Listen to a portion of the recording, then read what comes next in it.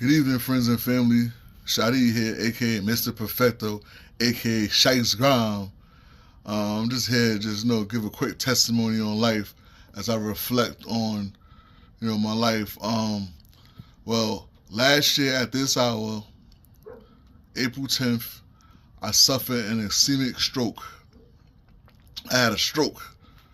You know, I was sitting in my room talking to my wife, Teresa, having a normal conversation, and I got hot all of a sudden.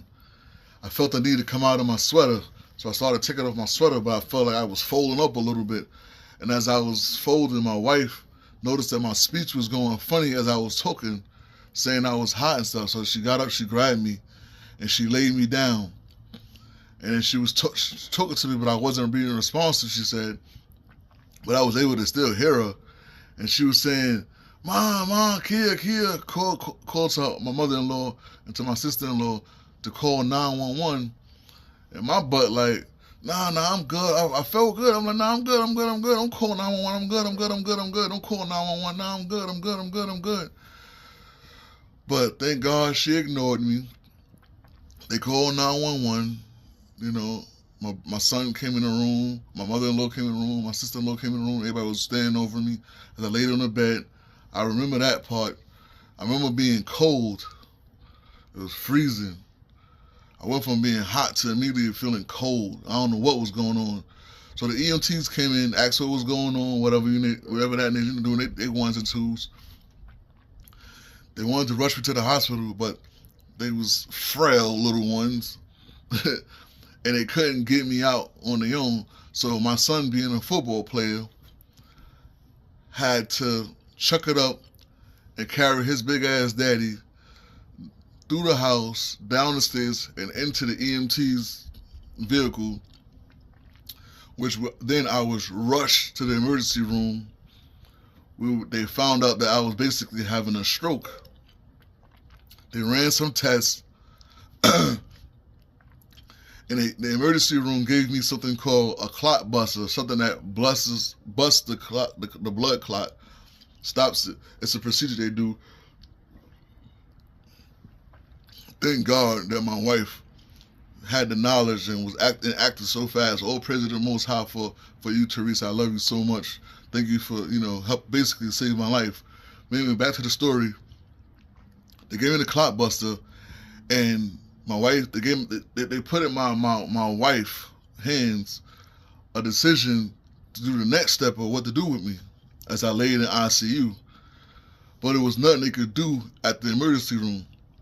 So what they had to do was they had to airlift my big ass, airlift in a helicopter, take me to another hospital over in Allentown in Cedar Crest to perform another procedure where they had to remove the clot from the left side of my brain, out of my brain. They went through my groin, through my stomach, through my lungs, through my heart, which is the whole way that the blood clot traveled. The blood clot traveled from my groin, through my stomach, through my lungs, and entered a hole in my heart, which then traveled to the left side of my brain. And the procedure they had to perform at Cedar Crest was basically follow the blood clot the same route, which is crazy, and pull the blood. Instead of opening up my head, my wife was faced with the decision of them opening up my head or doing it that way, which was not an easy way for them to remove it. But the doctors, felt confident, and my life was in my wife's hand, Teresa's hand again. And she made a decision like a big girl, like a woman, like a queen, for them to do the procedure, and the procedure was successful. I laid in ICU, tubes all down my throat, tubes all in my man thing. I was all messed up, and I couldn't hear nothing. I was out most of the time. Family members was coming up from all over. My mom came up. My mother-in-law was there.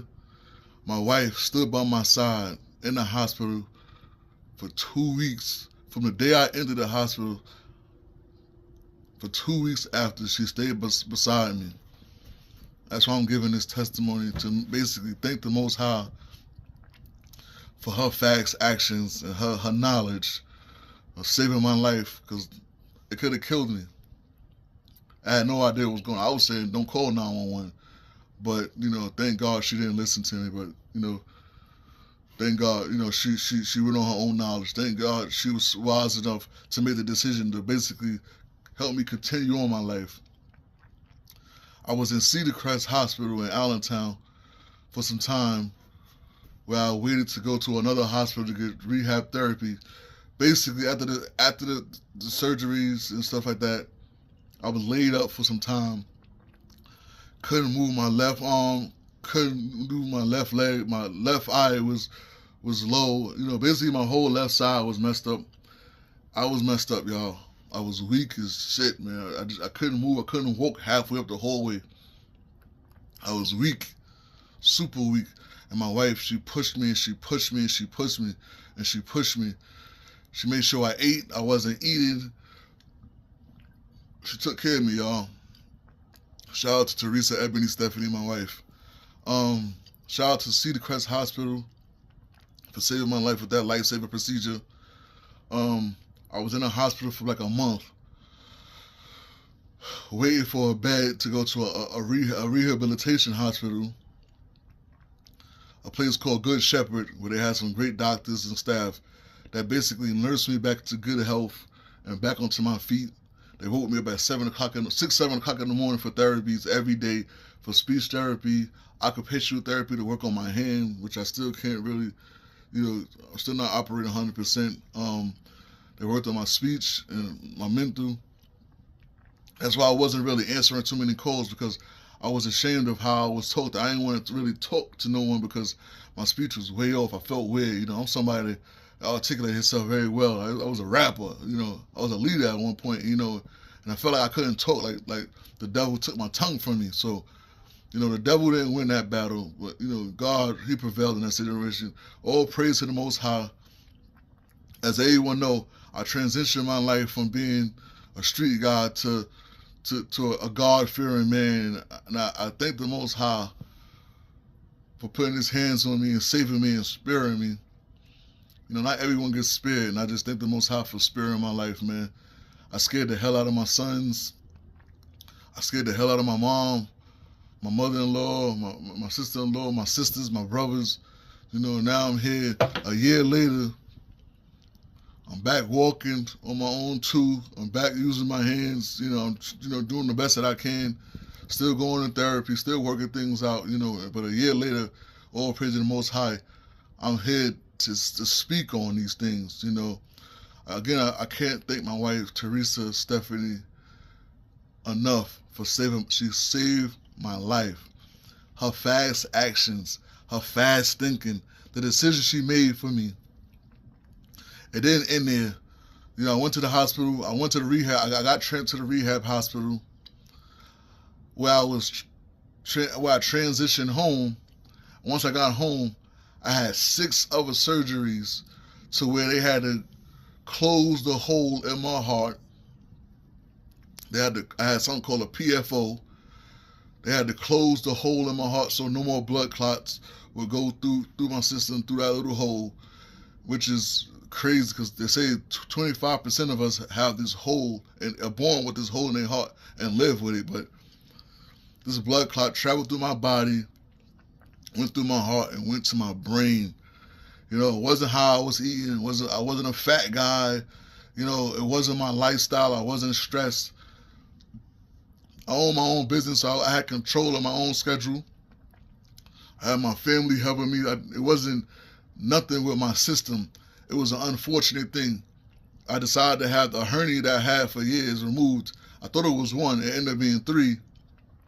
And the surgery ended up loosening blood clots that caused the blood clot to travel through my iliac vein, which is my stomach, through my lungs, through my heart, to my brain.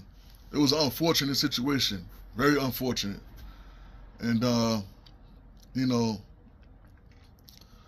after having surgery, having the hole in my heart closed, I then had another surgery where I had to have holes in the back of my leg, cut in the back of my legs. I had something called thrombectomy because I caught something called DVT, which is blood clots in the legs. I had something called DVT. What they did was they took tubes, stuffed them in my legs, and suctioned out all the blood clots from my groin area and all throughout my legs. It removed all the blood clots, which left me with like scar tissue in my legs. I had 2 holes in my legs, in the back of my legs. I was in the hospital for that for a while. I was in the hospital for the PFO surgery. I was hospitalized again for it's called a thrombectomy. When they take the blood clots out of your legs and stuff, it's called a thrombectomy. They went through my jugular vein to close the hole in my heart, which was successful. Then they went through my jugular vein again to remove something they put in my stomach from my first day of going in the hospital. They put an IVC filter in my stomach to stop blood clots from traveling from my lower extremities through my body to catch it before it happened again. They had to remove the filter, so I was hospitalized again. So they removed the filter from my through another part of my jugular vein and pulled it out of my jugular vein. So, after I got out of the hospital, I had several other surgeries that just were like life-threatening. Wasn't for sure I was going to make it through. It was just heartbreaking, man, to keep going in the hospital and thinking you're going to go home, and the surgery didn't go too well, so you had to stay there, and then you had to get released again. The last time I was released from the hospital, I cried, man. I couldn't believe I was being released from the hospital for the 6th time. This is like in May. This is like around May, June time I had the surgeries. But the stroke happened April 10th, 1 year ago today, these hours. I was airlifted in a freaking helicopter. Never been in a helicopter in my life. I was laying on my back and I was able to see the freaking propellers twist around, spin around above me. I had no idea my wife wasn't by my side, but I felt safe because I felt like she was near me. I felt safe and I felt God had me. Having faith got me through this. Having a good, wife and a family, supportive family. My family came to see me every day. My son came to see me every day, taking a 2-hour ride, an hour and a half ride across town to basically spend time with me and chill. My wife stayed with me. She stayed with me. She bullied a bed. She got a bed next to me. And they let her stay in the hospital with me for 2 weeks. They had to make her go home, which I didn't want her to go home. I didn't feel comfortable. And she threatened them to give me the greatest care. They gave me the greatest care at the hospital, so I left that hospital and went to the next one. Then I left Cedar Crest and I went to Good Shepherd, where they got me back in shape to go home. And they gave me the greatest care. So shout out to Cedar Crest and Good Shepherd, the whole Lehigh Valley system, for saving my life and looking out for me and taking care of me, bring me back to my family so I could do this video a year later, here with my family in my home. I retired from my businesses for a year. I always said I was going to retire at 45. I didn't know a stroke was going to make it happen, but I retired from my businesses. I gave all my businesses to my son. They're in my son's name now. My family now runs my business, and they are the whole Perfecto entity. I look forward to getting back, back in the game and servicing you guys, again as Mr. Perfecto. But the Perfecto team is here servicing y'all. Shout out to everybody who came out to the hospital to see me. Shout out to everybody who did the calls and showed me love. My niece sung to me. I had a friend who had issues with. My boy came out to see me, man. That shit lifted my heart, man. Shout out to Bravo, Inky. Everybody know how me and Inky was. Inky and Woody, that they're brothers and sisters, the Sellers. Shout out to the Sellers for coming out and supporting me. Woody, who came to see me and spoke with me, having conversations with me, bringing me smoothies and stuff like that, and supporting my wife. Her and my wife are good friends now. Shout out to Inky for coming to see me, man. You don't know how much that shit meant to me, man. It meant the world to me, bro, to have my brother by my side. Shout out to my mom for coming all the way from New York, and my sister coming all the way from New York to be by my side. Shout out to my aunts and uncles who came out to be by my side, and just hold my hand and tell me everything's gonna be all right. Shout out to my mother-in-law for enduring me and supporting my wife through this whole situation. Shout out to them 2 yellow hands for being on my forehead. I kept asking for the yellow hands to be my forehead.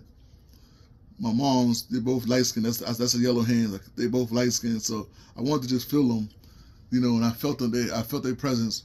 I remember my wife telling my son to not cry because to hold faith and staying strong. I remember hearing that.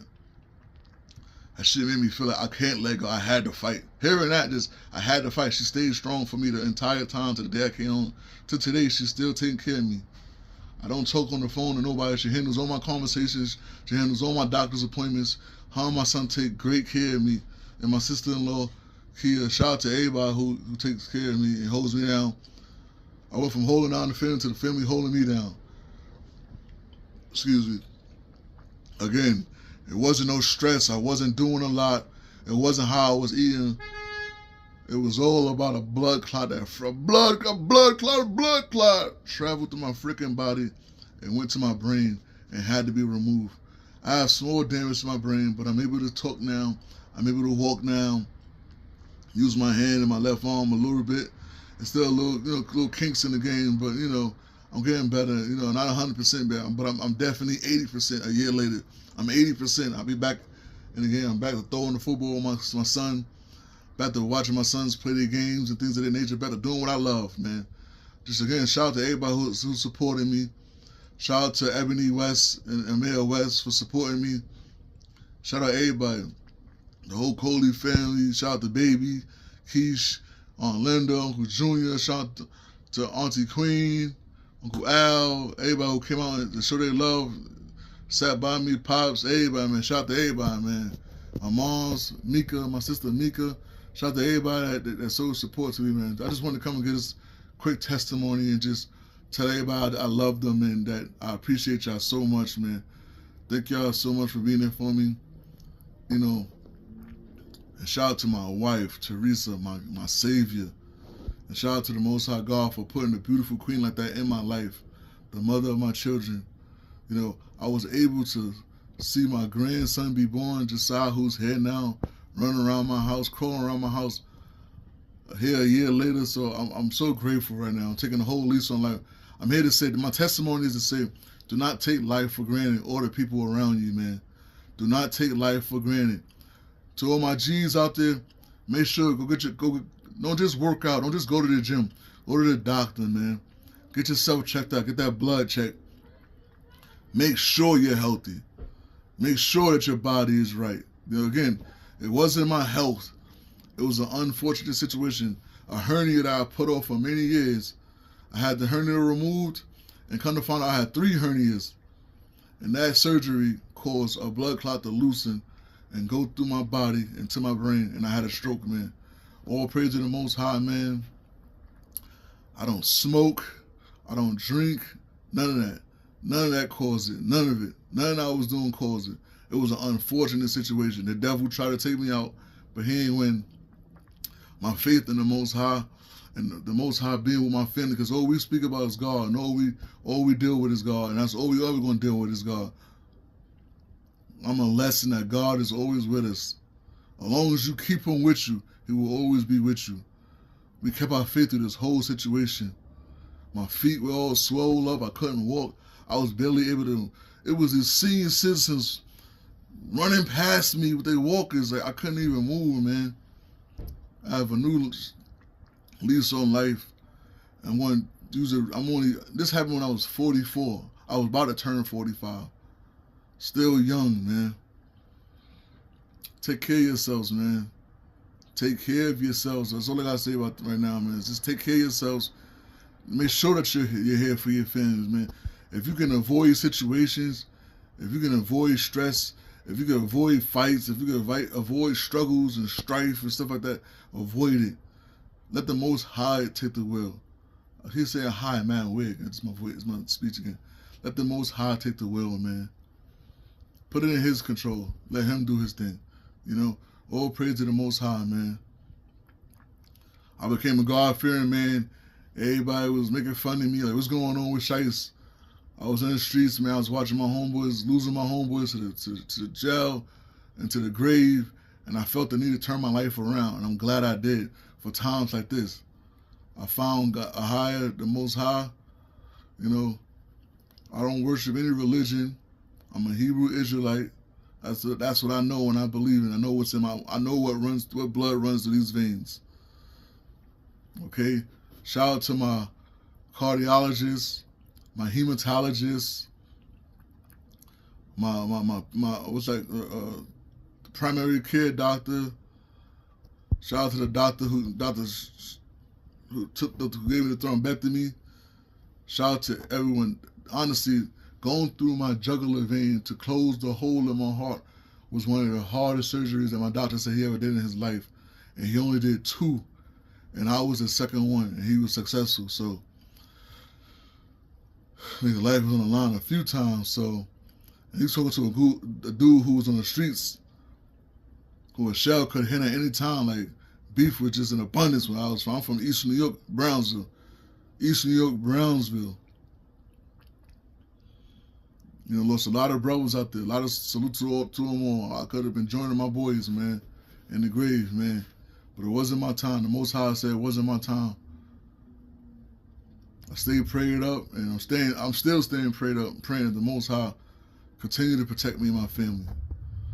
Father High and name Shai, I ask that you please continue to watch over us, all, me, my family, and all my loved ones. Again, thank you everyone. Salutes to everyone who showed their love and was there for me. And, you know, I pray that one day I could be there for you. I definitely will be there in prayer. In the name of Shai, amen.